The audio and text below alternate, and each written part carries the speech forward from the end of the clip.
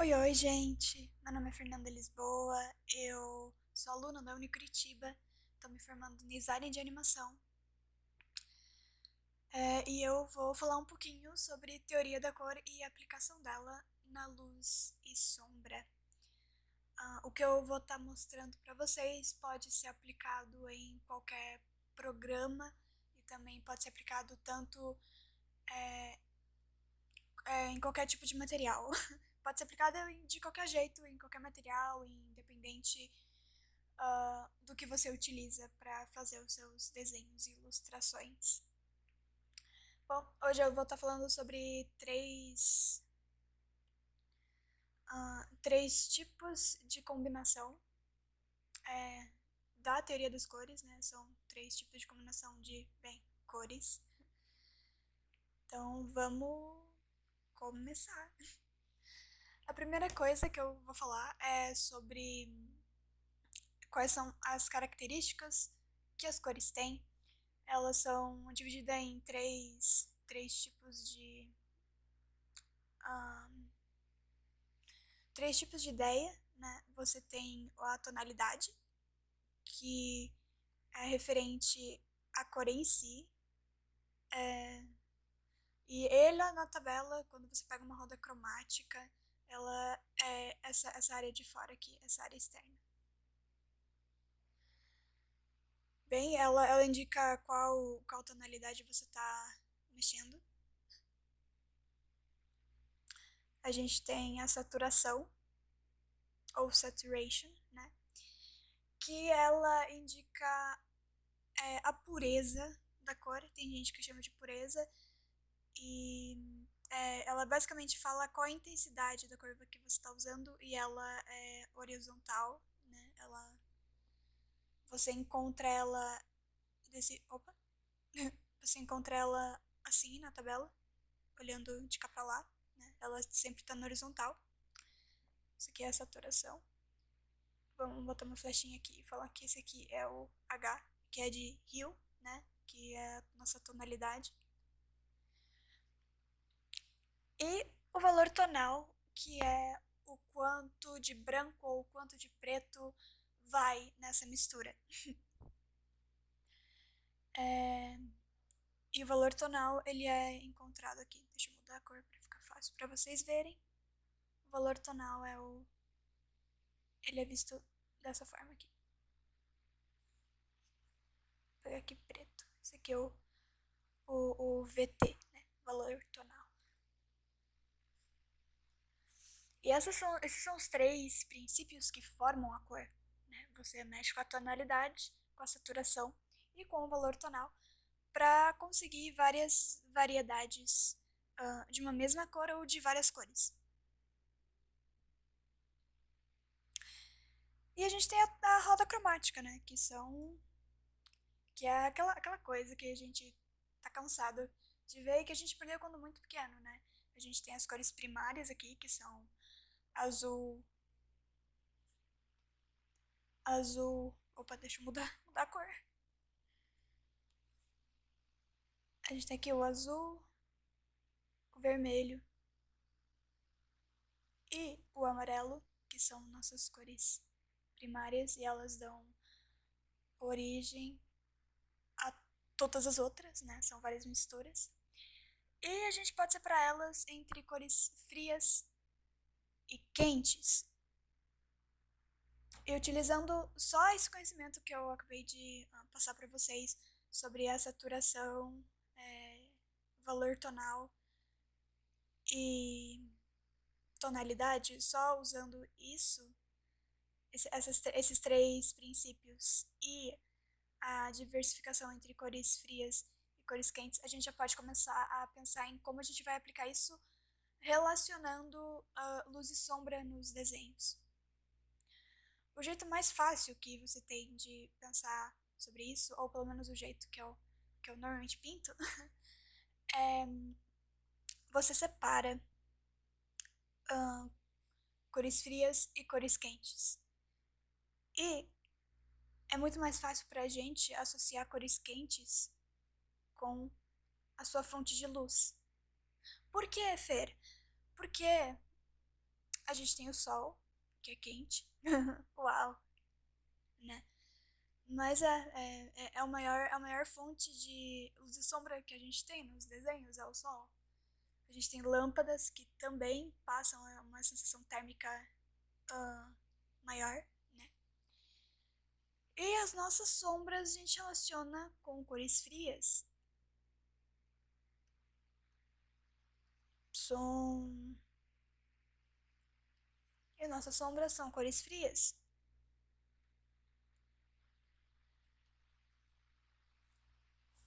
E só brincando com esse esquema de cor, você já consegue ter um resultado bem bacana. Um exemplo disso, que brinca com cores frias e quentes e também brinca com a saturação e o valor tonal das coisas, são. São não. É a Pixar. Aqui nesse estudo dos 10 primeiros minutos de Up, a gente pode ver como dá para incrementar cores frias e cores quentes e mexer na saturação e no valor tonal dessas cores. E como isso pode ajudar a gente a contar a história, a criar uma atmosfera. Então, por exemplo, nessa primeira cena aqui, se vocês forem prestar atenção aqui nessa roda cromática aqui da frente, aqui, eu vou dar um zoom nela ali para vocês poderem verem ela melhor. Se você prestar atenção, o nível de saturação, aqui embaixo tem a saturação, o valor tonal aqui em cima, e ali embaixo a gente tem o valor tonal. Perdão, eu chamei isso aqui de valor tonal. Aqui a gente tem a tonalidade aqui em cima, né? Que é a matiz, né? A cor. Saturação aqui embaixo. E o valor tonal seguido disso. São essas três moças aqui. Prestem atenção onde eu tô clicando e aonde a cor tá aparecendo ali. Então, nesse primeiro exemplo, vocês podem perceber que as cores elas estão focadas numa área específica da nossa roda cromática. Elas não saem, é uma variedade muito grande de cor que tem aqui. Ele vai para todo lado da tabela. Mas ele está preso a um lado dela, que é no canto superior direito. Pode ver, ele praticamente dá a volta na tabela, porque tem muitas cores aqui. É uma cena bem colorida. Mas, apesar de envolver muitas cores, você pode observar que ele não sai dessa região aqui da tabela. E já nessa segunda cena, as cores estão bem menos saturadas. Dá pra observar isso logo de cara. Dá pra ver como a paleta ficou bem reduzida a tonalidades frias. Tem vários azuis, tons de marrom. Tem o marrom que é um pouquinho mais quente, mas mesmo assim ele tá bem saturado. E dá pra notar esse contraste. Então, só mexendo com o valor tonal e a saturação das cores que você está usando na sua pintura, você já consegue criar uma atmosfera muito legal para suas pinturas e ilustrações.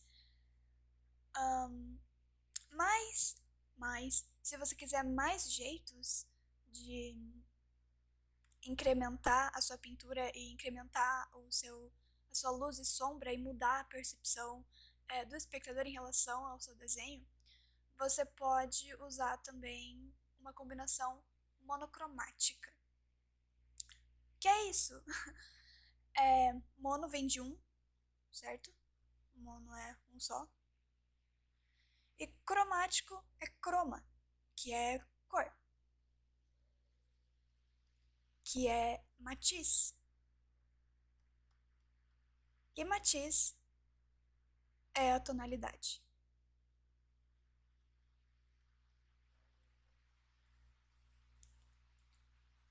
Quando você pega um esquema de cor monocromático, você pega só uma tonalidade. Nesse caso aqui do exemplo é uma tonalidade azul. Eu escolhi uma tonalidade azul. E você mexe somente com a saturação e com o valor tonal dele. Isso é bom para aplicar onde? Esse estilo de pintura, ou esse estilo de combinação cromática, né? Ele é bom para quando você quer gerar uma atmosfera.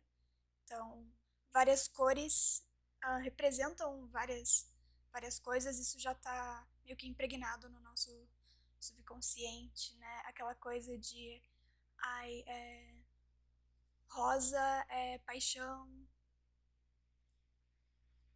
vermelho é violência, verde é natureza, azul é sabedoria, mistério, serenidade, essas coisas. Você pode atrelar o significado ahn, dessas palavras a essa cor específica e isso pode trazer uma atmosfera bem bacana para os desenhos. Outra coisa que monocromático, que essa combinação monocromática ajuda, são quando você tem um detalhe específico ou quando você quer que o espectador foque em alguma coisa específica. São boas para retratos e são muito boas para detalhes. Eu já vou mostrar uns exemplos de como dá para usar uma combinação monocromática para atingir a atmosfera. Mas na questão de luz e sombra é realmente a questão de que, dependendo da cor que você escolher usar, ela invoca uma sensação e uma atmosfera diferente. Alguns exemplos disso são essas pinturas. Todas elas foram feitas por artistas diferentes. Aliás, essa apresentação vai estar cheia de artes. A maioria não é minha, quer dizer, nenhuma é minha. Então, todos os direitos reservados aos artistas que fabricaram ela. Eu só não coloquei porque eu não consegui achar de todo mundo. Então, o crédito está completamente e exclusivamente as pessoas que fizeram essas imagens. Algumas eu não achei o autor. Mas nesses exemplos a gente consegue claramente ver esse esquema monocromático sendo utilizado para emitir diferentes coisas. E dá pra ver que todos eles usaram azul e todos eles provocam um sentimento diferente. Todos eles trazem alguma coisa diferente. Se a gente for pegar para comparar a paleta de cor que cada um deles usa, esse primeiro usa um azul mais fechado, né? Coisa mais escura. Ele usa um azul bem aberto para dar contraste.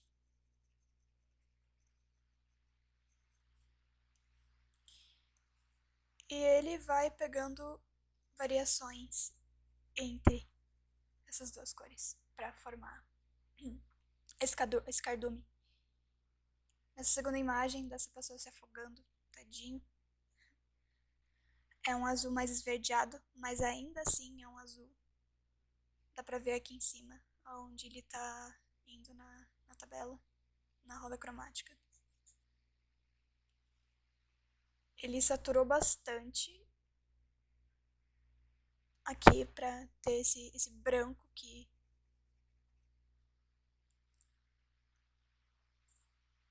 e se a gente observar aqui, o tom mais escuro que ele tem nessa pintura não chega a ser um preto completamente.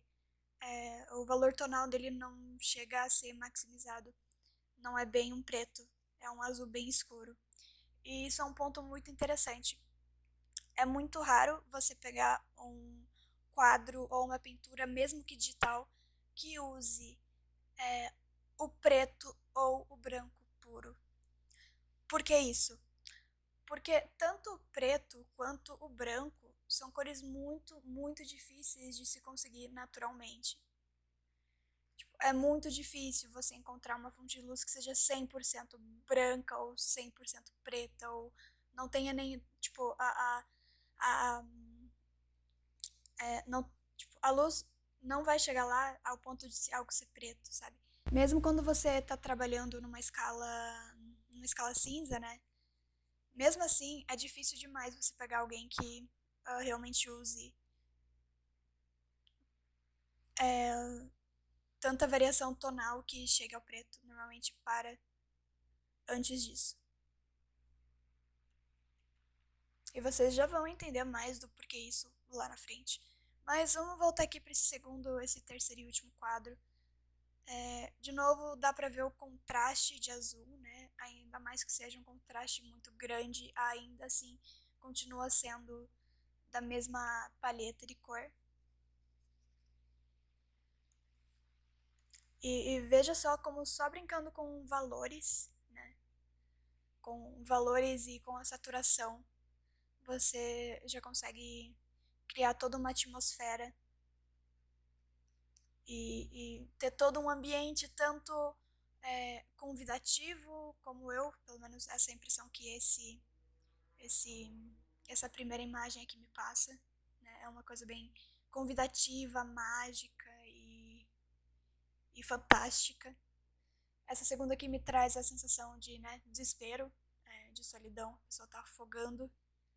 Aliás, comentem aí, eu vou estar no chat vendo isso depois. Comentem o que vocês acham dessas três imagens, qual sensação essa utilização de cor passa em cada uma dessas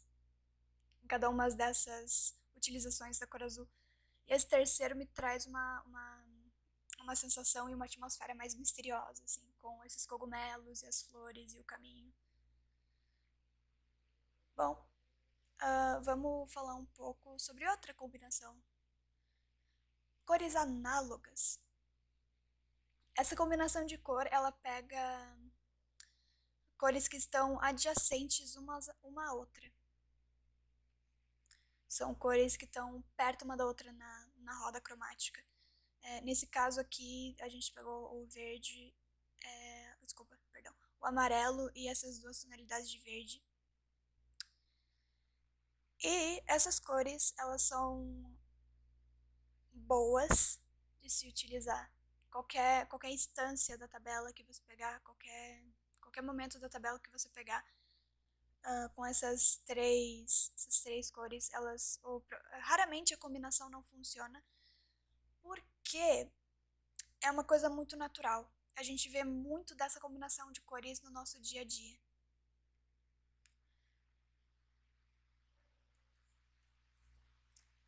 Alguns exemplos disso, vamos lá. A gente tem essas duas pinturas aqui. Essa primeira foi o que eu comentei da natureza, certo? Tem tons de verde. Vou estar colocando a paleta de cores dela aqui pra gente. Tem o azul do céu. Tem um verde bem escuro.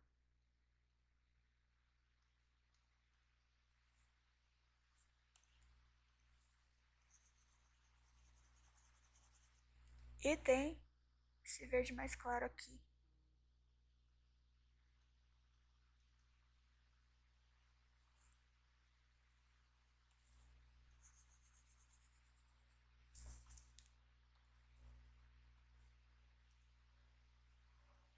Essa moça aqui já, ela parece quase monocromática. Mas se você prestar atenção, aqui tem uma tonalidade azul. Ué, cadê meu pincel? Aqui, pera lá. Aqui tem uma tonalidade azul. Esse pano aqui. Vamos lá, vamos colocar eles aqui do lado. Por mais que seja um azul bem escuro, ele tá ali, ó. Bom. E é claro, tem o rosa, né, da flor.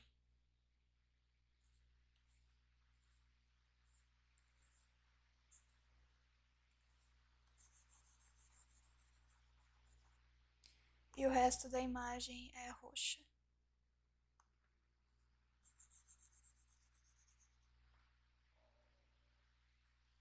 E você até pode olhar e falar, não, mas Fer, isso aqui é cinza.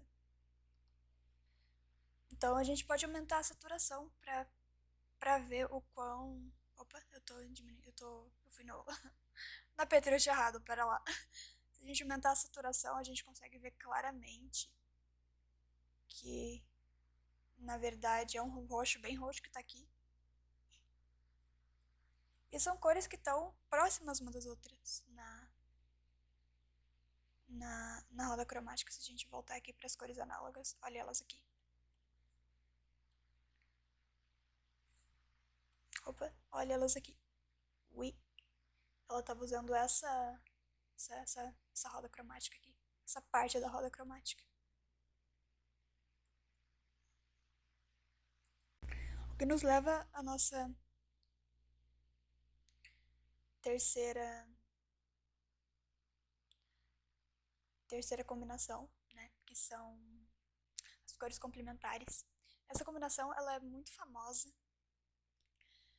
e ela cai naquele esquema de separar a cor entre quentes e frias, porque como as cores estão em lados opostos da tabela, você sem querer acaba tendo cores quentes e cores frias como sua principal composição. Elas são muito famosas e muito utilizadas. Elas são a forma que mais é comum você encontrar luz e sombra em ilustrações e em desenhos. Vamos para alguns exemplos.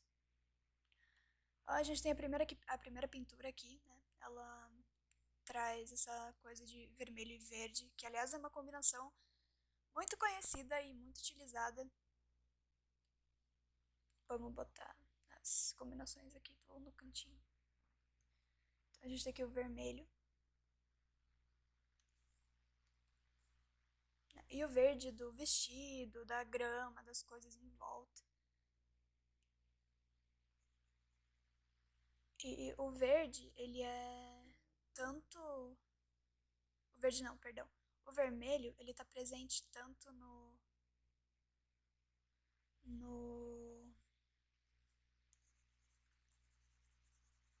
ele tá presente tanto no cabelo dela, quanto nesse tecido no chão, e quanto no fundo lá atrás, no fundão, você consegue ver que tem o vermelho aqui. E no cavalo do cara também.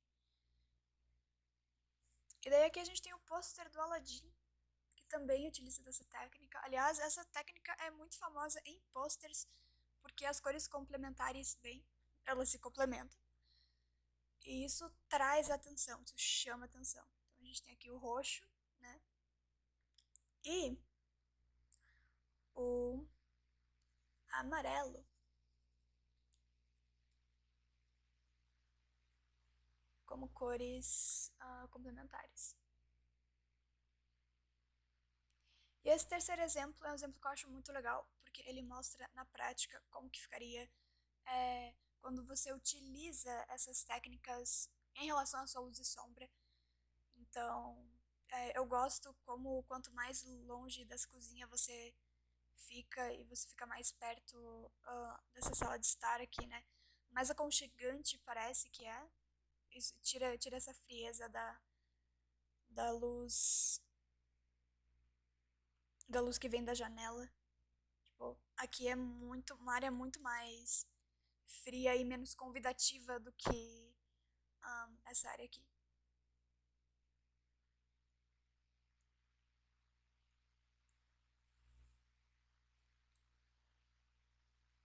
Bom, e o terceiro e último método de combinação de cor que eu vou estar falando com vocês hoje é o método de combinação tríade.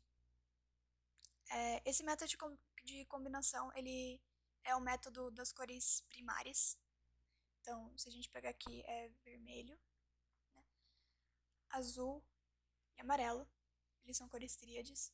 São cores que elas estão espaçadas de uma maneira igual na tabela.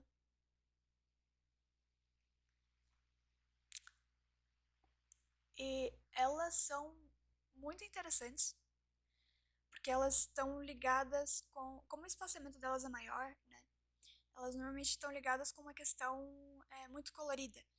Então, se torna até meio difícil achar um jeito de encaixar elas por conta desse espaçamento que elas têm. Mas dá pra fazer de jeitos bem interessantes.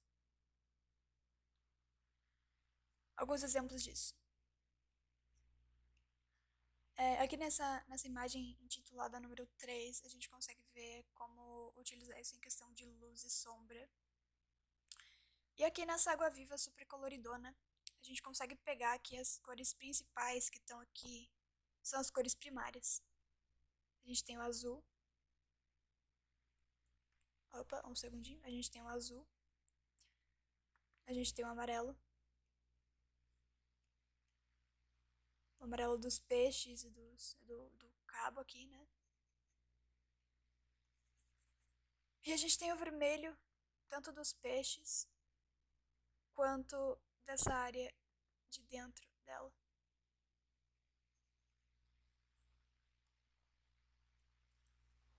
O que é importante de ressaltar nessas combinações que pegam mais de duas cores é que para você conseguir usar elas de uma maneira efetiva, tem que ter uma cor tem que ser predominante. Aliás, isso não vale só apenas para duas cores, mas também como para três, como é o caso das cores complementares. Eu já vou voltar no quadro para a gente observar isso. Mas o que isso significa, Fer? Significa que quando você for escolher a sua paleta de cor, você tem que escolher, ou melhor dizendo, você pode escolher, né? Porque aqui ninguém é obrigado a nada. Você pode escolher elas como sendo uma delas tem que ser predominante. E a outra é um intermédio, né? Tem menos. E tem uma que vai ser só complementar. Ela só tá ali pra dar um tchan, pra dar um oi. Mas então, vamos usar essa menina aqui como exemplo. Aqui eu já fiz umas marcações de onde as cores aparecem, né?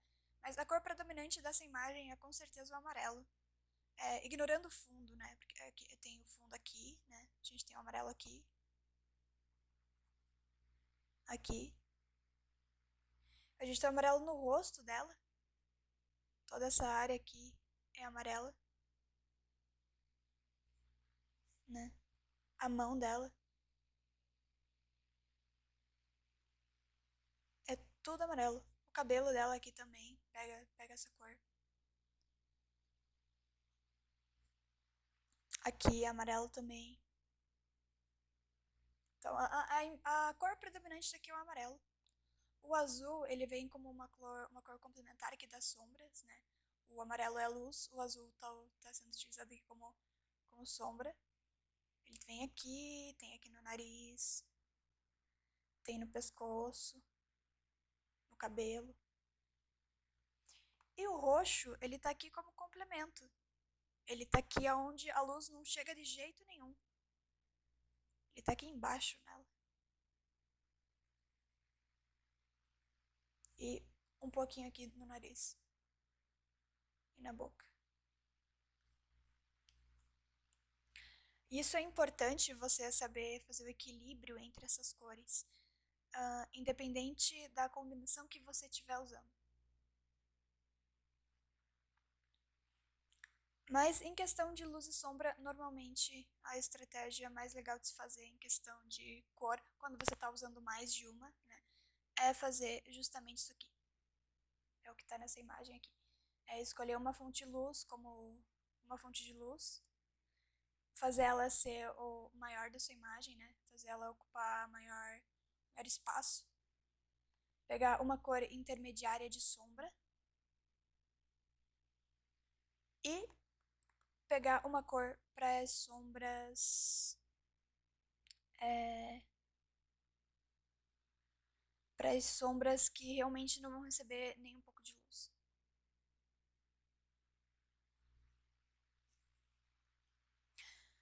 Vamos dar uma revisão em tudo que a gente falou até agora. A gente falou sobre as cores complementares, que são essas primeiras aqui, ó, complementar.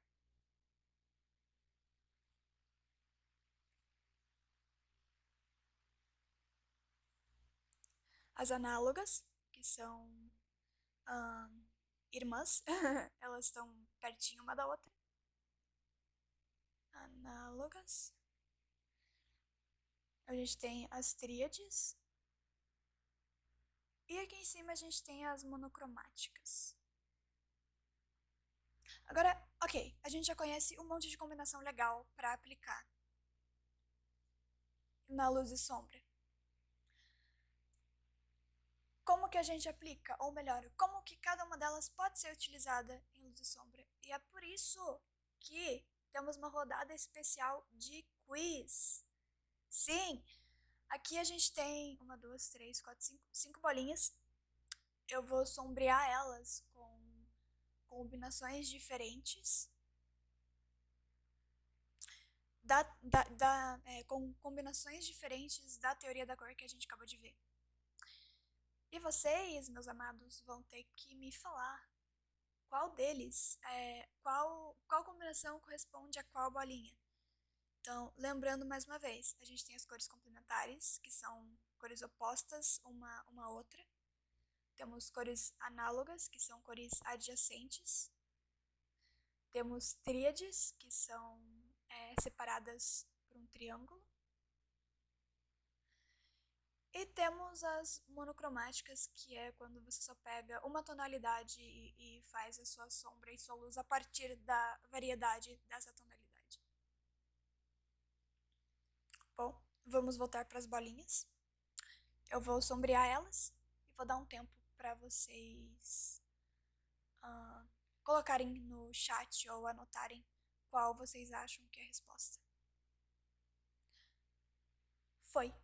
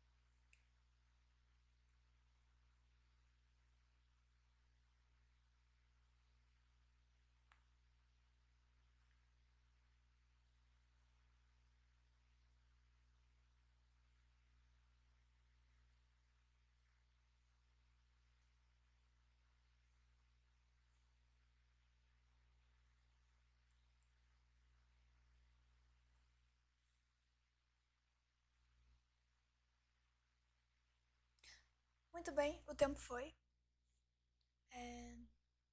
Vamos para os resultados.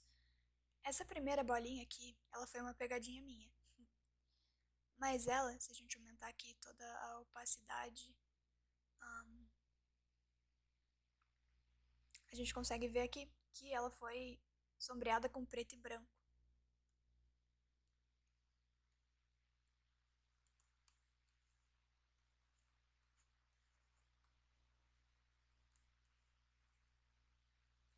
Essa segunda bolinha aqui é monocromática, então todo mundo que falou que ela era monocromática acertou.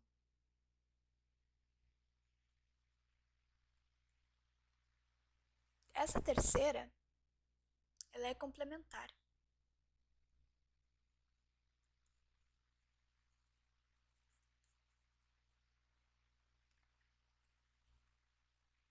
A quarta, ela é tríade.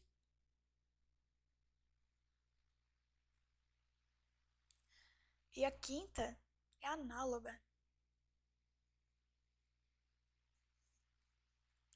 Pegadinha ali, sacanagem. Mas se eu tirar o efeito de luz e sombra, que aliás podem ser encontrados em vários softwares, em qualquer programa, fica claro agora pra gente ver o que cada uma delas é. Aqui tá usando preto e branco, tá numa escala cinza na realidade, mas ainda assim é preto e branco aqui. Tô usando tanto. Acho que o preto não vai aparecer. O preto não vai aparecer aqui, mas enfim, é preto e branco aqui. Essa aqui é monocromática.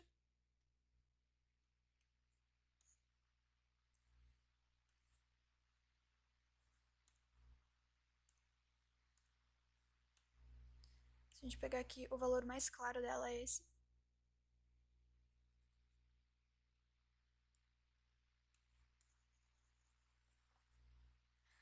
Isso apenas mexendo com a saturação e o valor dela. Essa segunda aqui é complementar. Segunda não, perdão. Essa terceira aqui, ela é complementar. A gente tem aqui o dourado e o roxo.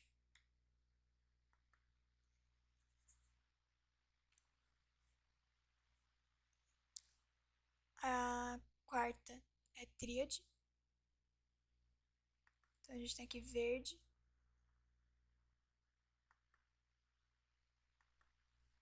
laranja e roxo. E essa análoga aqui, ela tá bem disfarçadinha, mas se eu for catar as cores dela aqui, dá pra perceber que é rosa, roxo e azul aqui como sombra. E perceba que a distribuição de luz e sombra nas bolinhas é relacionada à cor, né? A distribuição delas sempre é equilibrada. Normalmente tem uma cor aqui que predomina. No caso dessa tríade, a cor predominante é a verde. Né? O verde ocupa. Eu vou colocar aqui como branco, tudo que é um verde bem claro, tudo que o verde ocupa. O verde ocupa tudo isso aqui. O roxo, que vai estar sendo representado como um roxo clarinho. Mentira, roxo bem. Com a saturação bem alta, ocupa isso aqui. E o amarelo, ele ocupa só detalhes. Ele ocupa. Opa! Não troquei a cor. Ele ocupa só essa região aqui. Essa bolinha. Eu vou colocar ele como branco, já que ele tá representando a luz. Ele ocupa essa bolinha. E a luz de reflexão aqui. Essa análoga, ela ainda é mais difícil de ver, mas se eu dar um zoom, talvez facilite para vocês. Aqui.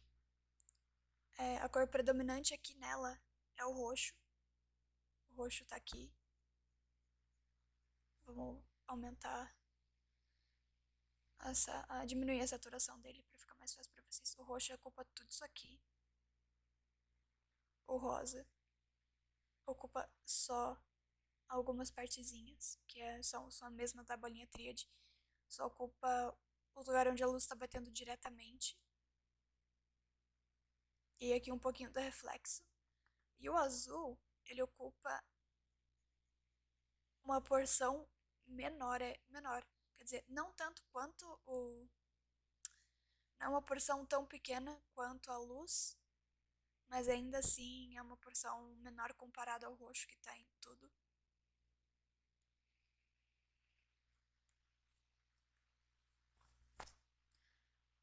Bom, nesses últimos 10 minutinhos eu vou pintar aqui com vocês um desenho que eu já fiz. E eu vou comentar um pouco sobre o meu processo quando eu utilizo essas cores. É isso, eu vou ficar no final da live pra tirar as dúvidas de vocês.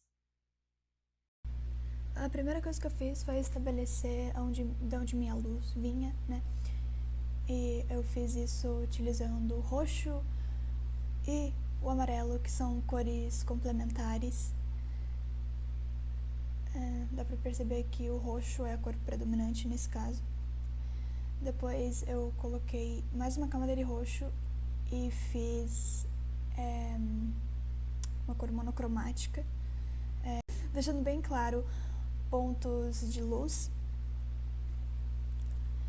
Em seguida eu peguei um pincel com uma cor vermelha e comecei a definir onde eu queria que as minhas sombras tivessem. E depois eu coloquei um filtro monocromático vermelho e vermelho claro em cima para unificar a peça inteira. E depois eu fui com uma caneta em gel, né, que a gente chama, para fazer os detalhes e as áreas onde a luz bate diretamente no pelo desse bicho. Daí eu fui adicionando detalhes de pelo, eu passei para letreiro, e se vocês prestarem bastante atenção, não agora que a tela está se movendo, mas no final, esse bicho, ele é rosa, e rosa é uma cor é o vermelho, só que menos saturado. O letreiro, tanto o letreiro quanto as luzes, né, são amarelas. E o olho dele é azul, ou seja, eu também estou usando ali uma composição tríade.